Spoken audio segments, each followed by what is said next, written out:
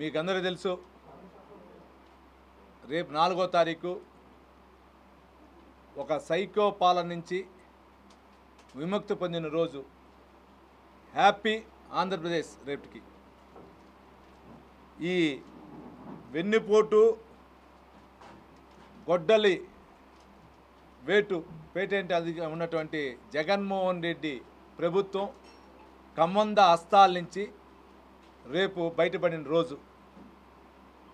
అయితే రాష్ట్ర ప్రజలందరూ జూన్ 4వ తారీఖు ఉదయం 11 నుంచి చాలా సంతోషంగా ప్రశాంతతగా చాలా హ్యాపీగా ఉన్న రోజు రేపు జూన్ 4. అయితే ఈ జగన్మోహన్ రెడ్డి గారు ఆయనతో పాటు ఉన్న కోటరి రాష్ట్ర వ్యాప్తంగా రేపు వెన్నుపోటు దినం అని చెప్పారు. వెన్నుపోటు దినం అనే దానికి అర్థం మీకు తెలుసునా? వెన్నుపోటు దినం అనేది రాష్ట్ర ప్రజలకు ఇస్తానన్న పెన్షన్ పెంచకుండా మోసం చేసిన దానిక, మీరు ఇస్తానన్నటువంటి హౌసింగ్ కట్టకుండా ఊరికే నామమాత్రం ఇచ్చి చీపికుండా ఇచ్చిన దానిక, లేదా మీ వైఎస్ఆర్ పార్టీ స్థాపించినటువంటి శివకుమార్ గారి పార్టీని మీరు తీసుకొని ఆయన వెన్నుపోటు పొడిచిన దానికి వెన్నుపోటు దినమా? లేదంటే మిమ్మల్ని పెంచి పోషించి ఎంపీ సీట్ ఇచ్చి త్యాగం చేసినటువంటి బాబాయిని గొడ్డల వేత్తో నరికిన దానికి వెన్నుపోటు దినమా? ఐదేళ్ల పాలనలో 85% చెప్పిన పనులు చేయకుండా ఉన్న దానికి వెన్నుపోటు దినం దానిక? కన్న తల్లి కన్న చెల్లిని ద్రోహం చేసి బయటికి పంపించిన దానికి వెన్నుపోటు దినం చెప్పేదానిక? లేదంటే మద్యపానం గెలిచిన వెంటనే మద్యపానం నిషేధం చేస్తానని చెప్పి చేయకుండా ఉన్నదానికి వెన్నుపోటు దినమా? ప్రతి సంవత్సరం మెగా డిఎస్సి చేస్తానని చేయకుండా ఉన్న దానికి వెన్నుపోటు దినమా? అదేవిధంగా బీసీ ఎస్సీ ఎస్టీ ఫైనాన్స్ సంబంధించిన కార్పొరేషన్ సంబంధించిన నిధులను దారి మళ్లించి చేసిన దానికి వెన్నుపోటు దినమా? టీచర్స్ని మద్య అంగిల్లో పోయి కౌంటర్ సేల్గా పెట్టిన దానికి, అమ్మే సేల్స్ బాయ్గా పెట్టిన దానికి వెన్నుపోటు దినమా?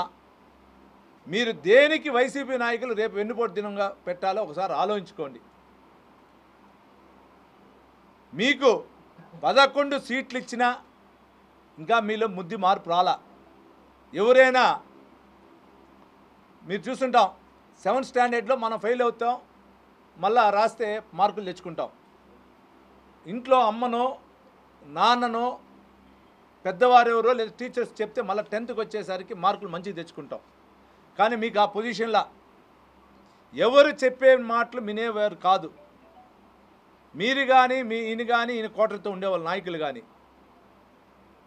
ఒకటే వెన్నుపోటు దినం చెప్పేదానికి రాష్ట్ర ప్రజలందరినీ, ఆంధ్రప్రదేశ్ రాష్ట్ర ప్రజలందరినీ కూడా మిమ్మల్ని ఓడించినారనే ఉద్దేశంతో ఈరోజు రేపు వెన్నుపోటు దినంగా పెట్టి రాష్ట్ర ప్రజలపైన కక్ష సాధింపు చేయడానికి కూడా మీరు కోరుకుంటూ ఉన్నారు.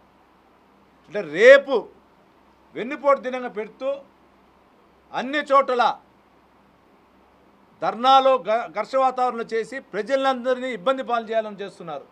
అంటే మీరు గత 2019 నుంచి 24వ సంవత్సరం వరకు మీరు చేసిన సైకో పాలన కానీ, మీరు ఉన్నటువంటి ఎమ్మెల్యేలు కానీ, మీలో ఉన్నటువంటి మంత్రులు కానీ చేసినటువంటి పాలన వల్ల ప్రజలు ఇబ్బంది పడిందో, ఏ విధంగా ఇబ్బంది పడిందో మీకు తెలుసు.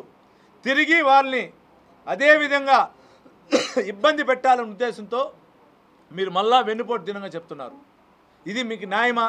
జగన్మోహన్ రెడ్డి గారు కానీ, ఆయనకి మద్దతు ఇస్తున్న వైసీపీలో ఉన్నటువంటి 11 ఎమ్మెల్యేలు కానీ, మిగిలిన 164 నియోజకవర్గాలకు సంబంధించిన ఇన్ఛార్జీలు కానీ ఆలోచించుకోవాలి. ఎందుకంటే మా చంద్రబాబు నాయుడు గారు చెప్పిన ప్రకారం సూపర్ 6లో చెప్పిన పథకాల ప్రకారం ఇస్తున్నాడు. మొదటి సంతకమే పెన్షన్ పైన సంతకం పెట్టాడు. రెండో సంతకం ల్యాండ్ టైటిల్ యాక్ట్ ప్రకారం ల్యాండ్ టైటిల్ యాక్ట్ పైన పెట్టాడు. మూడో సంతకం డిఐసి పైన పెట్టాడు. 4వ సంతకం అన్నా క్యాంటీన్ పైన పెట్టాడు. 5వ సంతకం స్కిల్ డెవలప్మెంట్ కోర్సు పైన దానికి సంబంధించిన పైన పెట్టాడు. 6వ సంతకం ప్రతి ఇంటికి మహిళకి ఏ విధంగా చెప్పారో ఎలక్షన్ ముందు గ్యాస్ 3 సిలిండర్లు సంవత్సరానికి ఇస్తామన్నారో వాటిపైన పెట్టాడు. మీలాగా ఎక్కడ మోసం చేయాల, మీలాగా గతంలో చెప్పిన విధంగా ఎక్కడ చంద్రబాబు నాయుడు గారు కానీ ఎన్డీఏ కూటమిలో మా పెద్ద ఆయన చంద్రబాబు నాయుడు గారు, డిప్యూటీ సీఎం పవన్ కళ్యాణ్ గారు కానీ, ఐటీ శాఖ మంత్రులు అయినటువంటి నారా లోకేష్ బాబు గారు ఎక్కడ కానీ, అదేవిధంగా దేశంలో ఉన్నటువంటి బీజేపీ ప్రధాని మోడీ గారు కానీ ఎక్కడ కానీ మేము చెప్పలా. చెప్పిన దానికంటే ఎక్కువ చేస్తూ ఉన్నాం. ఈరోజు మీరు ఒకసారి ఆలోచించాలి. గతంలో వైసీపీలో మీరు 2019 నుంచి 24 చెప్పినప్పుడు ఇచ్చిన పథకాలేమి, ఆ రోజు చెత్త పన్ను పైన కూడా మీరు చెత్త పన్ను విధించారు. చెత్త పైన కూడా ఈరోజు దాన్ని మేము చెత్త పన్ను క్యాన్సిల్ చేసాం. మీకు అది తెలుసుకోవాలి. సుమారు రైతులకి 1674 కోట్లు ధాన్యం కొనుగోలు చేసిన రైతులకు కూడా ధాన్యం డబ్బు రిలీజ్ చేయడం జరిగింది. అన్నా క్యాంటీన్లు మూసేసిన 203 అన్నా క్యాంటీన్లు మూసేస్తే దాంట్లో 21 అన్నా క్యాంటీన్లు తెరిచాం. దీంతోపాటు 21 దేవాలయాల్లో నిత్య అన్నదానం ప్రారంభించాం మీరు క్లోజ్ చేస్తే. అదేవిధంగా సుమారు రాష్ట్ర వ్యాప్తంగా 30,000 పనులకి శ్రీకారం చుట్టాం. ఎక్కడెక్కడైతే మీ గత ప్రభుత్వంలో రోడ్లు డ్యామేజ్ అయి ఉన్నిందో ఆ రోడ్లు డ్యామేజ్ డబ్బు లేకపోయినా గుంతలు పూడ్చే కార్యక్రమం పెట్టి ప్రజలకి అసౌకర్యం లేకుండా చేశాం.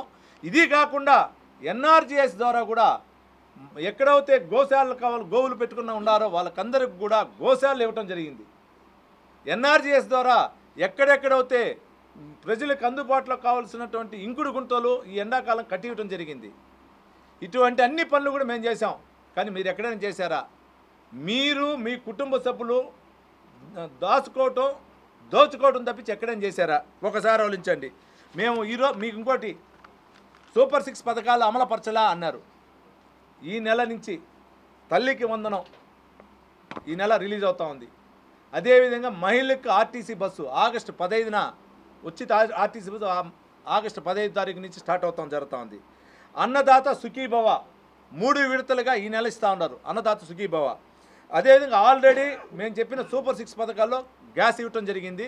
ఆ గ్యాస్కి కూడా 3 సిలిండర్ డబ్బు ఒకేసారి వాళ్ళకి అకౌంట్ వేసేదానికి కూడా ఆలోచించి నిర్ణయం కూడా తీసుకుంటున్నారు. అదేవిధంగా 20 లక్షల జాబ్స్ సంవత్సరానికి 5 లక్షల లెక్కన ఇవ్వాలనుకున్నారు. ఆల్రెడీ ఇప్పుడు 5 లక్షల జాబ్కి సంబంధించిన వర్క్ జరుగుతుంది. ఆల్రెడీ 50,000 మందికి జాబులు ఇవ్వటం జరిగింది. కొన్ని ఇండస్ట్రియల్ పరంగా మిగిలిన 4,50,000 కూడా తొందరలో అంటే ఈ సంవత్సరం డిసెంబర్లో అవి కూడా కంప్లీట్ చేస్తున్నారు చెప్పిన మాట ప్రకారం. ఇంకొకటి ప్రతి మహిళకి 1,500 రూపాయల ఆడబిడ్డ నిధి అన్నారు. అది కూడా ఇస్తారు తొందరలో. ఇన్ని పథకాలు ఇచ్చినప్పుడు ఒక్క పథకం ఉంటుంది, ఆ పథకం కూడా ఇస్తారు. మీలాగా మోసం చేసేది చంద్రబాబు నాయుడు గారు కానీ ఎన్డీఏ కూటమికి ఎక్కడలా. ఈ చంద్రగిరి నియోజకవర్గంలో ఎత్తుకుంటే కూడా మీరు చూసుంటారు. 2019 నుంచి 2024 వరకు ఏ విధంగా దోచుకో అనే విధంగా జరిగిందో పాలన మీకు తెలుసు. ఇక్కడ ఇంకా దీని గురించి నేను ప్రతిసారి చెప్పాల్సిన వల్ల మీకు అందరికి తెలిసి ఇక్కడ జరిగింది.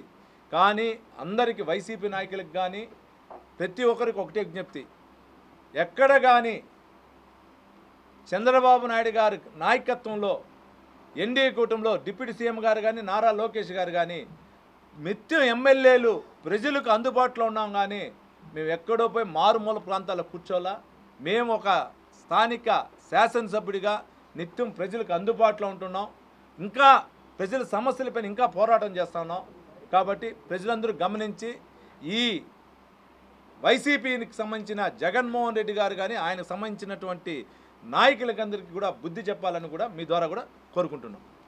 అదేవిధంగా యోగా డే సందర్భంగా రేపు చంద్రగిరిలో 7 గంటలకు చంద్రగిరి నియోజకవర్గం అభివృద్ధి చెందాలన్న ఉద్దేశంతో యోగా డే కూడా చంద్రగిరికి సంబంధించిన ఆనాటి పాలించిన శ్రీకృష్ణదేవరాయల కోటలో పోర్టులో కూడా రేపు 7 గంటలకు యోగా డే పెట్టాం.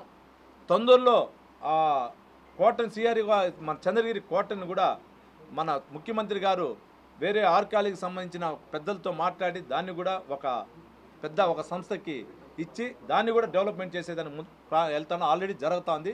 అది కూడా యుద్ధ ప్రాతిపాదన కూడా జరుగుతుందని తెలియజేసుకుంటూ ప్రతి ఒక్కరికి కూడా రేపు హ్యాపీ ఆంధ్రప్రదేశ్ 4వ తేదీ సైకో పాలన నుంచి సైకోకు సంబంధించిన ఎమ్మెల్యే నుంచి విముక్తినైన మన చంద్రగిరి నుంచి కానీ రాష్ట్రం కానీ రేపు హ్యాపీ ఆంధ్రప్రదేశ్ ఉంటుంది కాబట్టి అందరికి కూడా ప్రజలందరికీ కూడా కృతజ్ఞతలు తెలియజేసుకుంటున్నాం. 100% అన్న అందరూ వస్తారు. మేము ఇస్తాను, అందరూ. జనసేన అయినా తెలుగుదేశం అయినా బీజేపీ అయినా అంతా ఒకటే అన్న. ఇండ్ల ముందు, ఆఫీసుల ముందు, ఇండ్ల ముందు ముగ్గులు వేసుకుంటారు, అన్ని చోట్ల క్రాకర్స్ పెడతారు. కూటమి నామాది, ఎన్డీఏ కూటమి.